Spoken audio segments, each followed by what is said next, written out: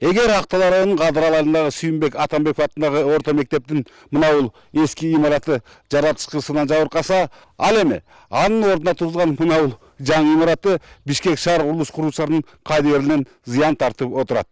Мектеп дуалынын күбетип капысынан кулашынан жана анын акырындык менен чөгө башташкан кооптошкан жерден балдарынын 10 күндөн бери сабактарга жөнөшпөйт. Мунун кесепетинен окутуу процесси үзгүлтүккө учурап, азырынча абалды жөнгө салууга эч кандай чара жоктой. Эгер эртеңден баштап ушу комиссия заключение чыгарып берип мектепке окуганга болот десе, каникул күндөрү окуп толуктап жеткенге аракет кылабыз да.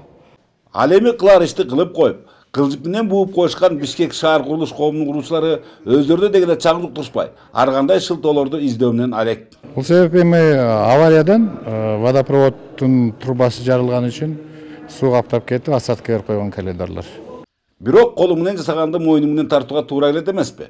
Учурда пайдаланууга берилгенге 4 ай жетпей, керектен чыккан ушул объектти курушкандарга да, иштин жүрүшүнө кызыгышпаган заказчиктерге да, жана аны кабыл алуу актысына кол коюшкан комиссия мүчөлөрүнө да кылмыш иши козголду. Азыркы убакта ушу Нарын облустук капиталдык курулуш башкарманын начальниги Богачи Бейшенге карата КТРК инспекциянын начальниги Турдукеев Жаныбек жана ушул боюнча долбоордун автору Мырзакулов Талай анан ушу курулушту түздөн түз жүргүзгөн Бишкек шаар курулуш жоопкерчилиги чектелген коомунун башчысы Бекмуратов карата кылмыш козголуп, бүгүнкү күндө тергөө аракеттери Нарын облустук прокуратурасынын тергөө бөлүмү тарабынан жүргүзүлүп жатат. Нарын облустунда дагы 10го жакын мектептин курулушу жүрүүдө. Албетте бул жакшы. Тек гана алар да Кадыр айылындагы билим уясынын кейпин кийип калбайбы деген суроо көңүлгө тынчтык бербейт.